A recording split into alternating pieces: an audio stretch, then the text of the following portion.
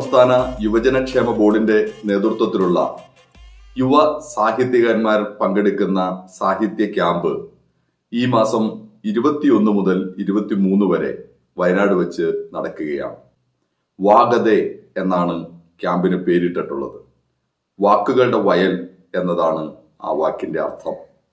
തീർച്ചയായും ഇന്നത്തെ ലോകത്ത് അപകടകരമാവുന്ന ഒരു രാഷ്ട്രീയ സാമൂഹ്യ അന്തരീക്ഷങ്ങൾ രൂപപ്പെട്ടുകൊണ്ടിരിക്കുന്ന വേളയിൽ എഴുത്തിന് കൂടുതൽ പ്രാധാന്യമുണ്ട് എന്നുള്ളത് നമുക്ക് ഏവർക്കും അറിയാം. യുവ എഴുത്തുകാരുടെ ചിന്തകളും വാക്കുകളും അവരുടെ കാഴ്ചപ്പാടുകളുമാണ് സമൂഹത്തെ ശരിയായ ദിശയിലേക്ക് നയിക്കാൻ സഹായിക്കുന്ന പ്രധാനപ്പെട്ട ഘടകങ്ങളിലൊന്ന് എന്ന് കാണാം.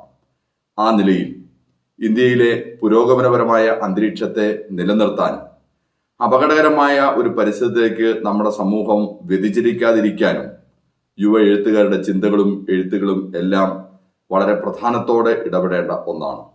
അതിനെല്ലാം കരുത്തു പകരുന്നതായിരിക്കും വാഗതെ ക്യാമ്പിലെ അനുഭവങ്ങൾ എന്ന കാര്യത്തിൽ സംശയമില്ല. തെരഞ്ഞെടുക്കപ്പെട്ട 50 ചെറുപ്പക്കാരാണ് ക്യാമ്പിന്റെ ഭാഗമായി പങ്കെടുക്കുന്നത്.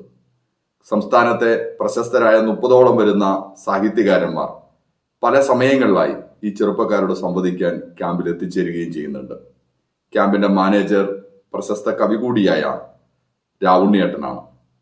തീർച്ചയായും ക്യാമ്പ് സമൂഹത്തിന് വളരെ ഗുണകരവും വലിയ സന്ദേശവും നൽകുന്ന ഒന്നാകും എന്ന കാര്യത്തിൽ എനിക്ക് സംശയമില്ല. ക്യാമ്പിൽ പങ്കെടുക്കുന്ന മുഴുവൻ ആളുകളെയും സ്നേഹപൂർവ്വം കേരള സംസ്ഥാന യുവജനക്ഷേമ ബോർഡിന് വേണ്ടി സ്വാഗതം ചെയ്യുന്നു.